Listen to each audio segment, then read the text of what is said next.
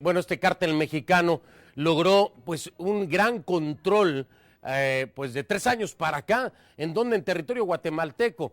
Y su forma de operar es en base a la violencia, su poder corruptor y también infiltrando las instituciones, los cuerpos policíacos, los cuerpos de seguridad, el mismo ejército. Así lo asegura también un documento del Centro de Estudios Internacionales Woodrow Wilson sobre el crimen organizado en Guatemala.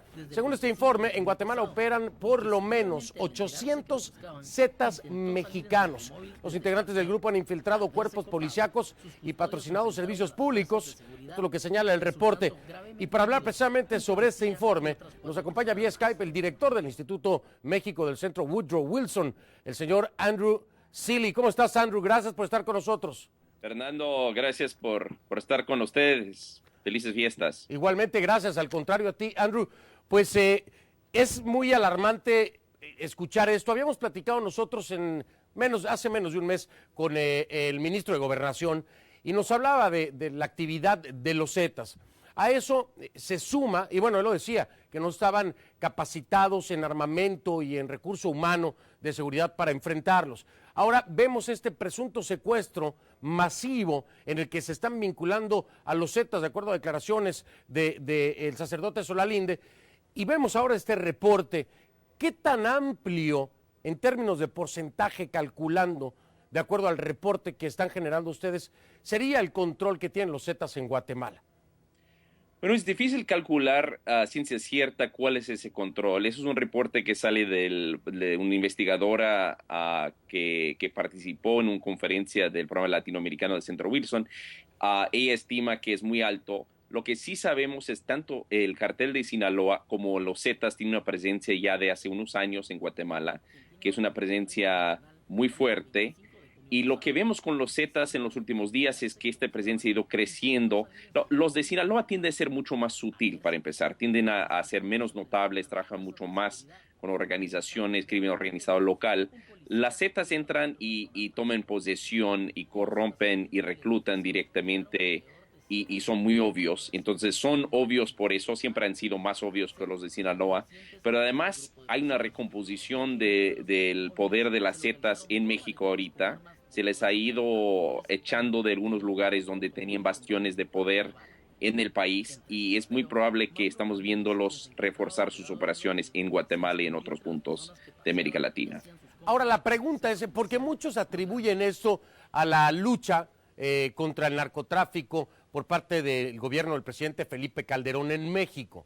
Pero quiero preguntarte, ¿está México haciendo lo necesario en colaboración con Guatemala, al ser un país fronterizo en el sur de la República Mexicana, para poder detener, frenar o proteger de alguna forma no solo el territorio nacional, sino el paso de estos grupos armados para refugiarse en países centroamericanos, en el caso de Guatemala? Yo creo que, Fernando, están haciendo intentos de cooperar con Guatemala, siempre se puede hacer más, pero desde luego sí hay mucha cooperación entre ambos países.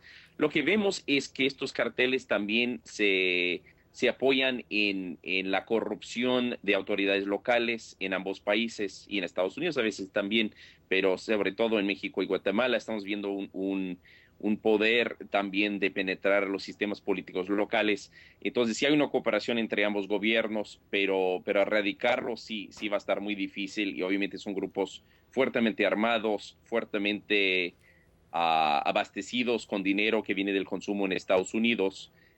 Y es difícil controlar lo que viene a ser una amenaza cada vez mayor.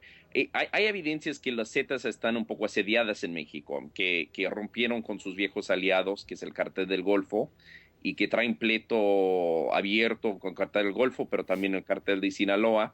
Entonces, quizás algo que estamos viendo es un poco de medidas desesperadas por parte de ellos, pero no sabemos cuánto tiempo puede durar. Tampoco hay evidencias que van a desaparecer pronto las Zetas. Están asediadas, más no en peligro de desaparecer. Hay algo también que hay que resaltar aquí. Los Zetas, Andrew, y si estoy mal, tú me corriges, pero también tienen su origen en un grupo élite del ejército mexicano, los GAFES, Grupo Aéreo de Fuerzas Especiales del Ejército Mexicano, que en su momento fue eliminado y de ahí consiguieron trabajo con los cárteles en México. Ahora son una fuerza independiente del narcotráfico. Cuando escuchamos el ofrecimiento ya a los caiviles, que es otro grupo élite del ejército guatemalteco. No podemos dejar de preocuparnos en la unión de dos grupos especializados con estrategia, inteligencia militar, que pudieran sumarse a esto, hacer mucho más grande su fuerza en países centroamericanos que no tienen el recurso económico ni la especialidad en su fuerza de seguridad en contra de estos. ¿Por qué no se está anticipando esto en un trabajo mucho más agresivo por parte de estas autoridades mexicanas y centroamericanas? No, yo creo que es una gran preocupación y las Zetas en su origen son de origen militar de segundo grado. Siempre ha habido rumores de que caiviles guatemaltecos participaban con las Zetas en Tamaulipas, nunca confirmados públicamente, pero siempre ha habido sospechas que ya existía ese nexo y seguramente más ahora con su presencia en aumento en Guatemala. Yo creo que más allá de ver una lucha del Estado contra crimen organizado, también estamos viendo una lucha dentro del Estado, tanto en México como en Guatemala, donde hay partes del Estado, autoridades locales en algunos casos, elementos de policías y hasta ejército en algunos casos, o ex ejército, en el caso mexicano, también forman parte de las filas del crimen organizado, y parte de la lucha es el Estado contra el crimen organizado, pero otra parte es cómo limpiar, cómo crear los controles internos en la policía, en el ejército, para que no vayan al otro bando, para que no vayan al otro lado. Entonces, más que una lucha estilo militar, que desde luego hay que hacer una lucha policíaca contra los capos del crimen organizado, pero más allá de eso, la cuestión es cómo vas creando los controles internos, la capacitación, claro, la profesionalización de las policías y los ejércitos, para que no haya incentivos para que cooperan con el crimen organizado y que el Estado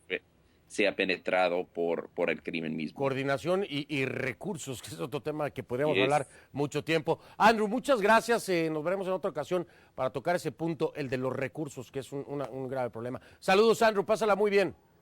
Igualmente, felices fiestas. Igualmente allá en Washington.